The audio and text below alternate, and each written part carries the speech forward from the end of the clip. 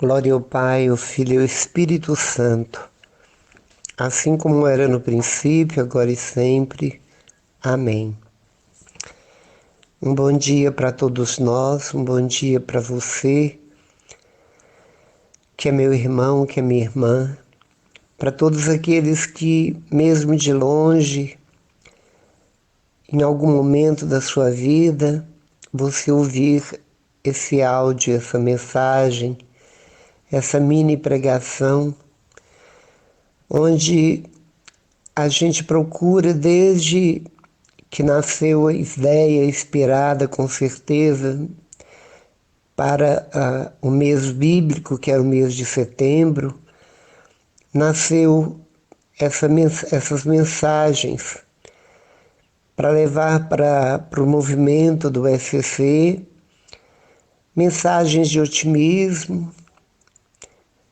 às vezes uma pequena catequese, uma oração, e tudo isso junto, em conjunto, para poder nos dar força nestes tempos tão difíceis que estamos vivendo e nos tempos difíceis que sempre o ser humano viveu, porque a partir do pecado original, as pessoas, a partir de então, começaram a vagar, a andar, muitas vezes perdidas no vale escuro da morte, no vale de lágrimas, no vale de dor, no vale de gemidos, porque o salário do pecado é a morte, porque a consequência do pecado é grave, tem consequências dramáticas, tem consequências sérias.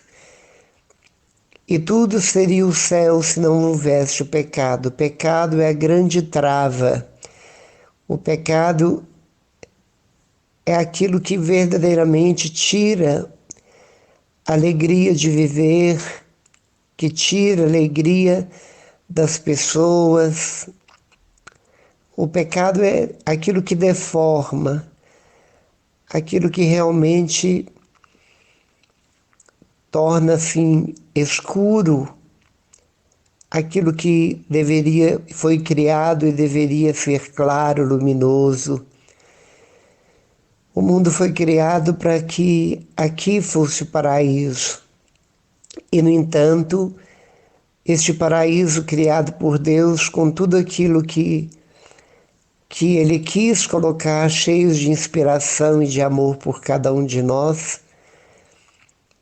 por mais beleza que tenha, por mais utilidade que tenha, as pessoas não conseguem ter uma visão clara e real dessa realidade, porque o que está do lado de fora é tudo útil ao homem, mas quando o coração do homem está entristecido, quando o coração do homem está em pecado, não está em estado de graça, quando o coração do homem está cheio de paixões mundanas e tudo aquilo que são derivados do pecado original, tudo fica feio, tudo fica ruim, não se vê graça em nada, e por isso que tantos suicídios acontecem, por isso tantas pessoas tristes se tornam, por isso tantas pessoas deprimidas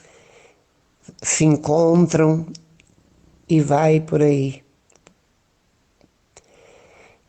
Diante de tudo isso, Deus quer nos transformar, Deus quer nos curar, nos libertar pela nossa fé, porque a fé se manifesta pela conversão. E quando nós nos convertemos, tudo converge para o bem, através daquela pessoa que abriu o coração, que rasgou o coração para Deus, que rasgou o coração para o Espírito Santo, por Jesus Cristo. Mas é tão raro, é tão difícil a gente ver verdadeiras conversões, porque a gente pode contar os santos aqueles que subiram ao altar e aqueles que vivem com toda sinceridade e transparência o Evangelho.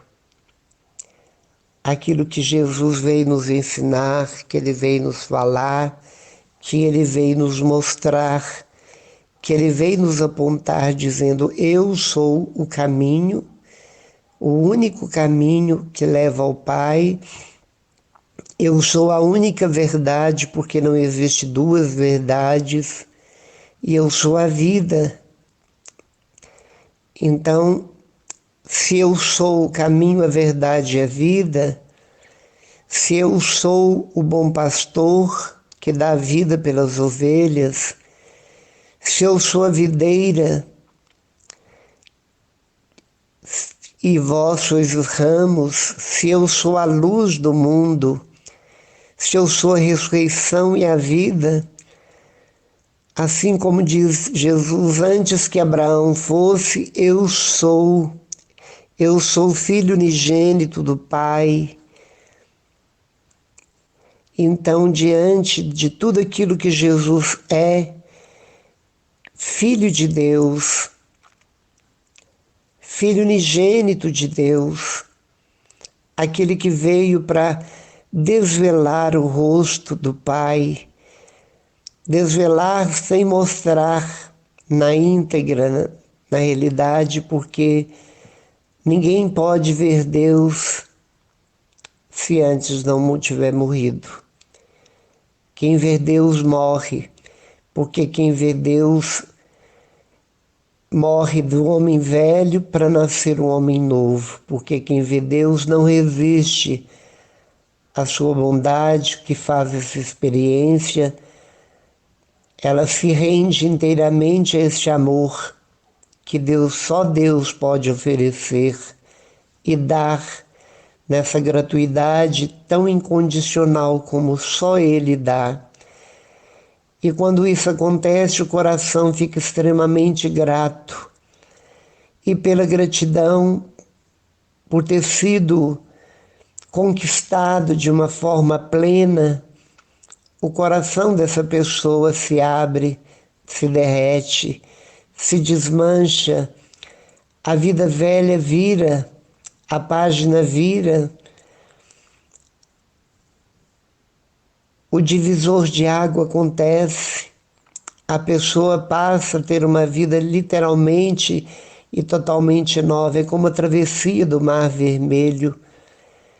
Do outro lado, ninguém mais consegue pegar, ninguém mais consegue matar. O pecado antigo, as opressões antigas do Egito não os alcançam mais, porque aquele que converteu está na mão de Deus, está segurando na verdade, está caminhando no caminho que é Jesus e está vivendo a vida nova em Jesus. Por isso, esta pessoa não se perde, essa pessoa não tomba, essa pessoa não cai, essa pessoa não retrocede, com exceção de alguns que brincaram, que distraíram, que não perseveraram e por esse motivo voltaram em estaca zero.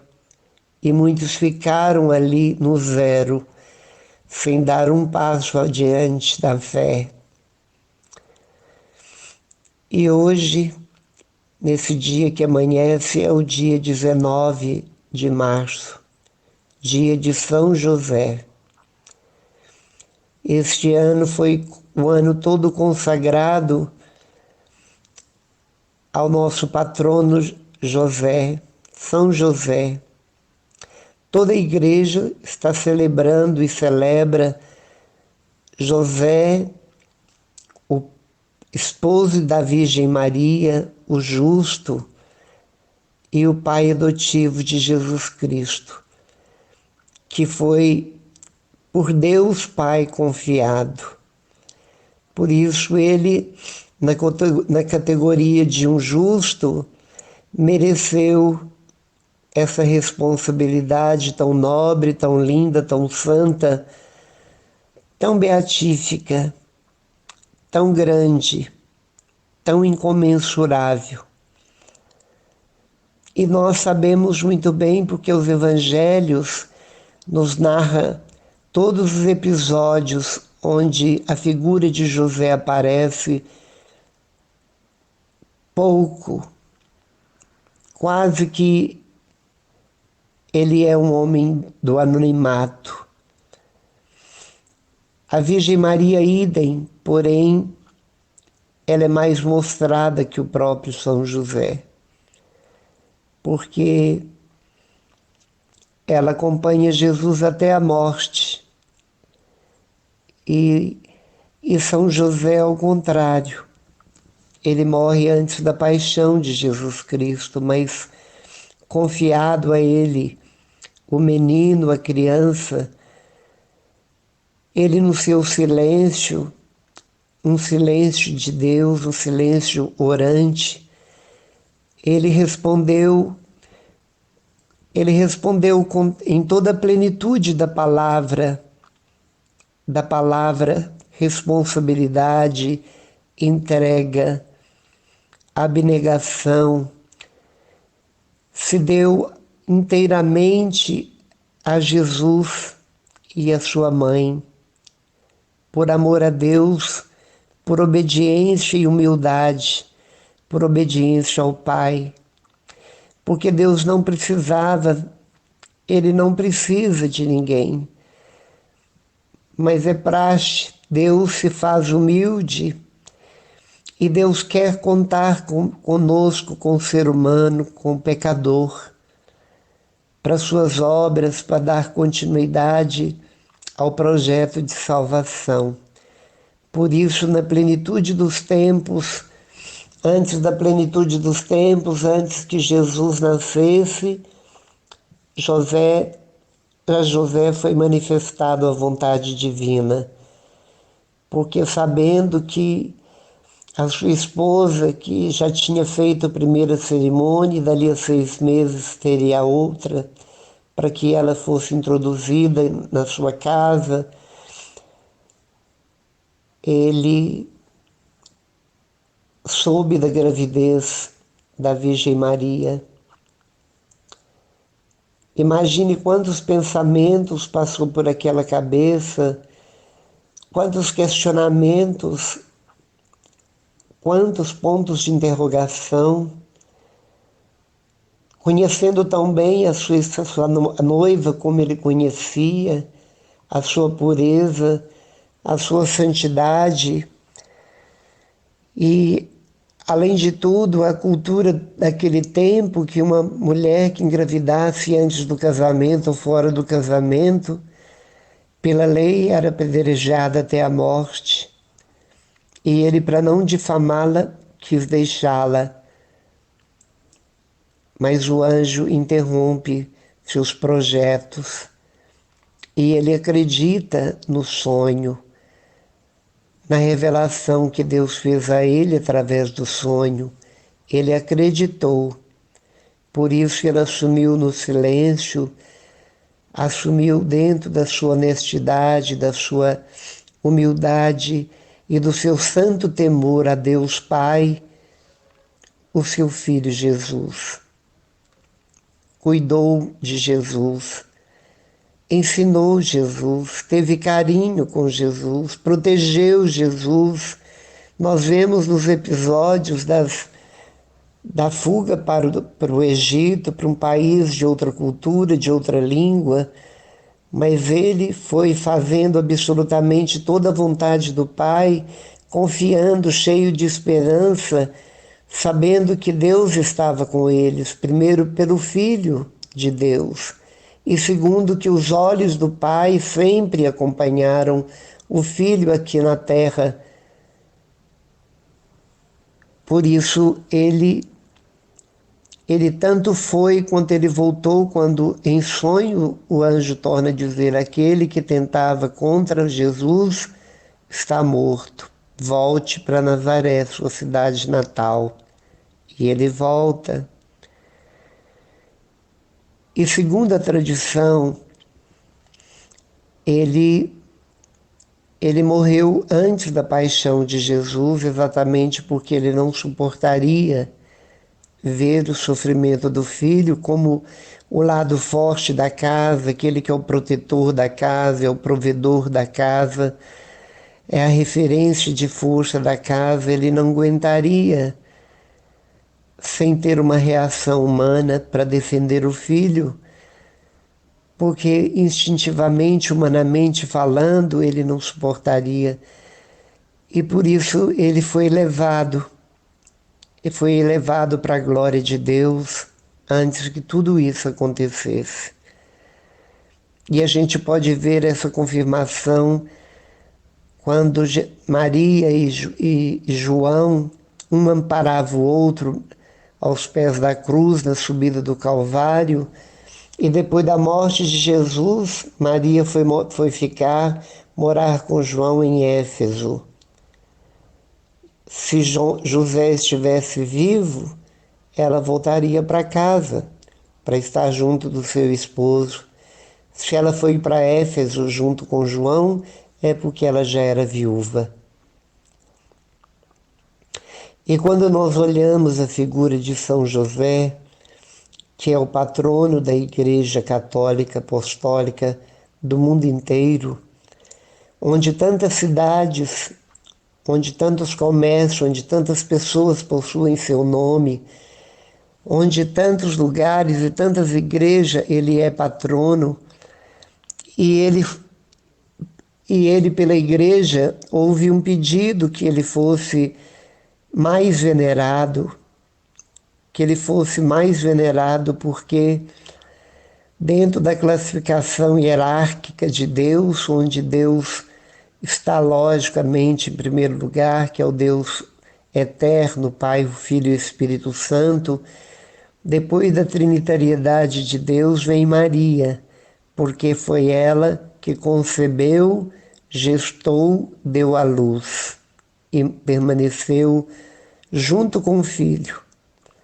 Ela deu a carteira escolar dos seus próprios joelhos para Jesus, ensinando tudo aquilo que as Escrituras diziam, e depois ela passou a ter o coração do próprio filho como a carteira escolar para ela mesma. Ela foi discípula e ela foi mestra de Jesus.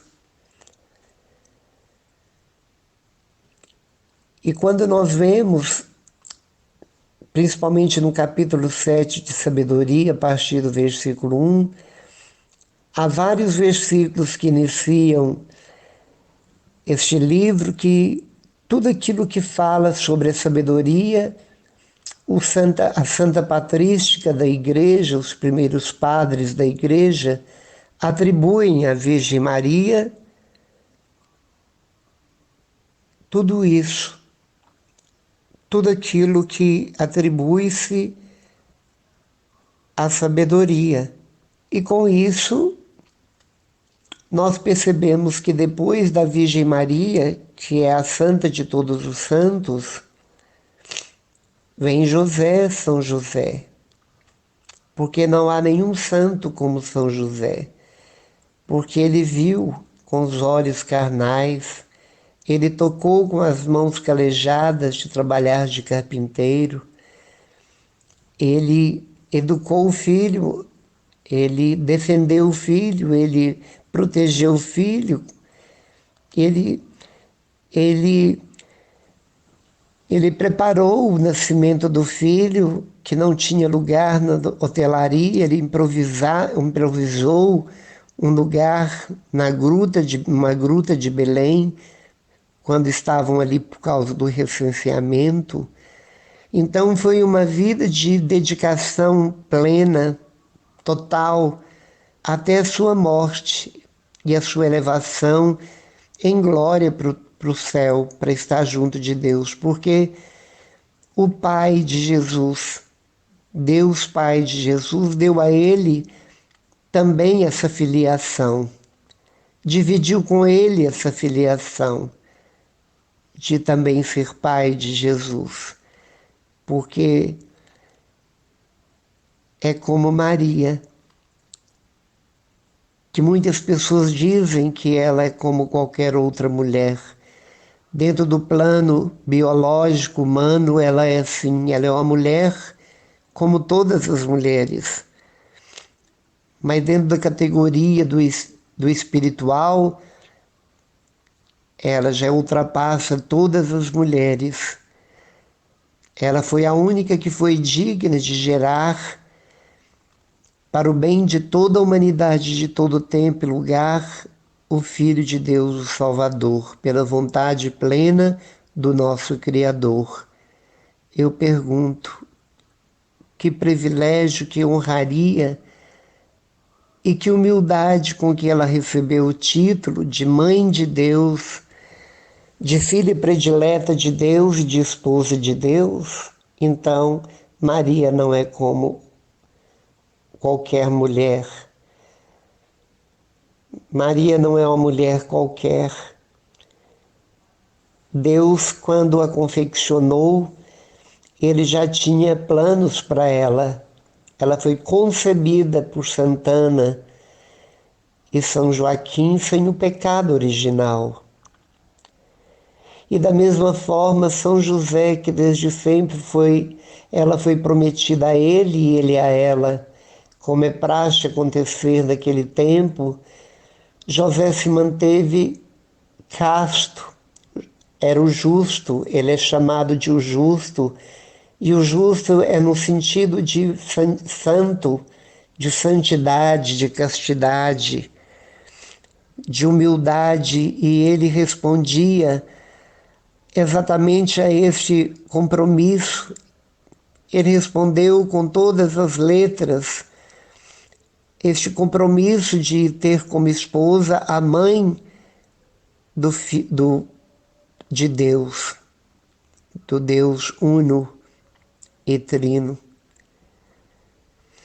E diante disso ele é para toda a humanidade, para toda, principalmente os homens, ele é um espelho da irradiação divina, da irradiação de Deus. Ele é um espelho no aspecto de um homem silencioso que executa e não apenas fala, de cumpridor dos seus deveres mínimos e de todos os compromissos máximos. Ele é aquele que obedeceu e obedeceu na íntegra todas as vontades do Pai dentro de todas as realidades que Jesus passou aqui na Terra, todos os perigos que Jesus enfrentou. Ele foi o grande protetor da família enquanto precisava dele. Depois Deus o busca para junto de si. Por isso, nesse dia 19, esse dia 19 de março, é um dia solene, é um dia santo, porque celebra-se o grande e o maior de todos os santos, depois da Virgem Maria. É um santo venerável, é um santo admirável, é um santo imitável, é um santo que devemos olhar para ele e pensar em toda extensão da palavra privilégio. Ele se manteve num silêncio num silêncio de humildade e um anonimato, e passou quase que imperceptível diante dos nossos olhos quando percorremos a Bíblia.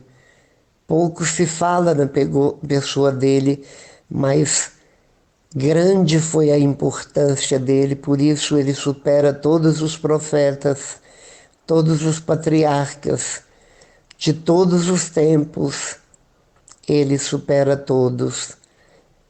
E ele não foi tecido ao redor dele tantas palavras como foram outros patriarcas, como Davi, como Salomão, como Eli, como Abraão. Pouco se falou dele, mas muito Deus usou dele. E ele se deixa, com todo prazer e amor a Jesus, deixa ser usado. Por isso há uma pergunta, e há coisas a analisar e perguntar. Deus precisa de mim também. Deus precisa de você também. O céu precisa começar em mim, em você. Novos céus e novas terras. Para que isso aconteça, Deus quer precisar de nós. As pessoas precisam nos ver, mesmo no nosso anonimato, mesmo nas nossas simplicidades, num tempo em que a aparência é tão visível, é tão cantada, é tão admirada. É preciso que o meu anonimato, a minha singeleza e a minha humildade seja de longe muito mais evidente do que as pessoas que desfilam na passarela debaixo de holofotes, sendo centros das atenções de multidões e aplaudidas. José não teve nada disso. Absolutamente. A passarela que ele percorria, com seus pés calçados de sandálias rústicas, eram exatamente os caminhos pedregosos, poeirentos ou barrentos, indo e vindo, buscando serviço, levando serviço, certamente carregando o filho, certamente depois puxando o filho pela mão, ensinando o filho a profissão, levando o filho nas festas celebrativas dos judeus, que eram as 3 grandes festas em Jerusalém, a festa da Páscoa, a festa de Pentecostes, a festa dos tabernáculos, que todos subiam de Nazaré todos os anos para participar dessas festas festivas. Era quase que uma obrigação, era uma lei, era da lei. E Jesus sempre foi, junto com seus pais, cumpridores de todas as leis, tanto que Jesus foi batizado sem necessidade. É Ele que nos batiza, mas se deixou batizar por João. Ele foi apresentado como outro menino qualquer com 8 anos de idade. Ele fez a circuncisão que ele não precisava, porque ele é Deus. E por aí afora. Tudo porque os pais eram um grande exemplo de verdadeiros judeus. E do ramo do judaísmo veio um novo rebento, a verdadeira religião que nasceu do filho de José, a verdadeira religião que é o amor, o verdadeiro amor. Maria é a cheia de graça, José é o cheio de graça. Ele é o bendito entre todos os homens. Ele é o bendito que acolheu, que carregou, que fez dormir, que alimentou Jesus. Conhecia na íntegra aquele menino e viu aquela criança se transformar num homem que fazia milagres, num homem que arrebatava multidões com suas palavras cheias de autoridade e sabedoria. Ele via aquele homem chorar pela morte de amigos, sofrer com os que sofrem, mas ele viu aquele homem amar tanto que arrastava atrás de si prostitutos de todas as categorias, de todas as classes, e toda a corja judaica. Ele via e ele sabia, e ele passou a ver tudo isso com os olhos de Jesus, não mais com os olhos dos doutores da lei, dos anciãos, dos fariseus. Passou a ver com os olhos de Deus que o pobre, o desvalido, o de má fama, o pecador, estes sim eram os preferidos de Deus. Por isso a igreja continua a ter preferência pelos pobres. Você tem preferência pelos pobres? Eu digo que a pobreza, não estou dizendo a financeira, porque um grande milionário pode ser um pobre. Pobre por causa da ignorância de Deus, pobre por causa do egoísmo, está em cima de tanto e não é capaz de dividir com ninguém.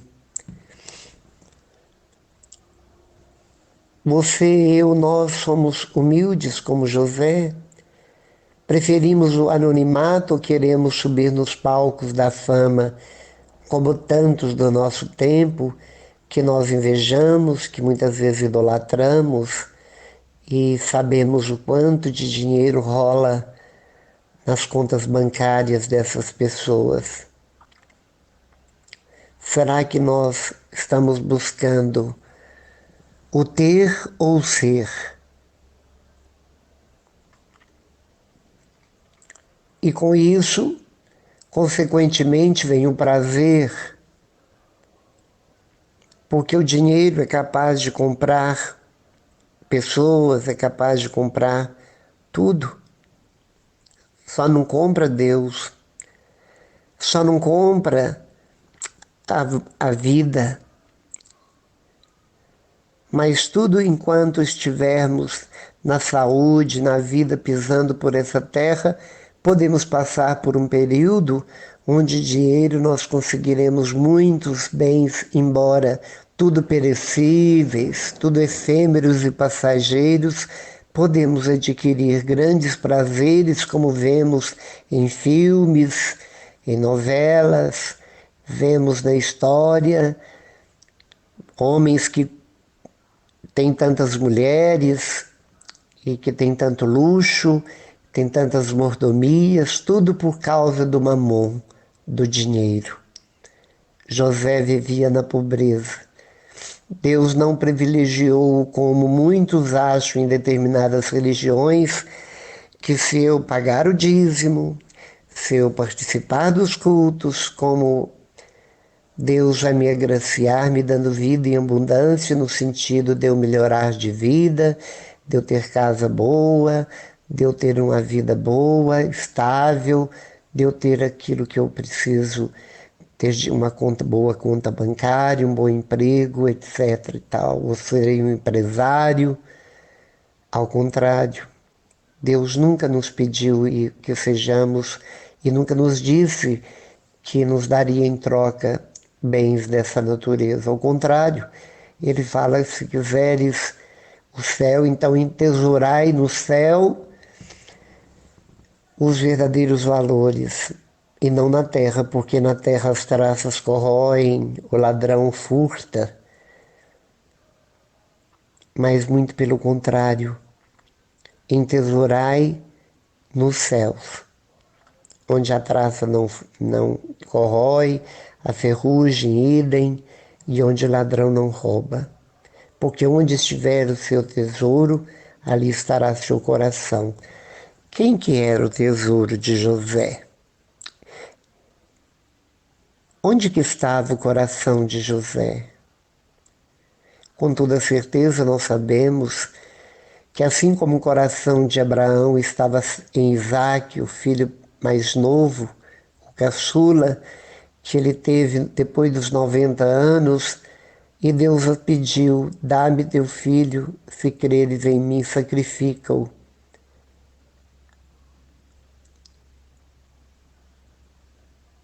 José morreu antes da paixão porque ele não suportaria ver o sacrifício do filho.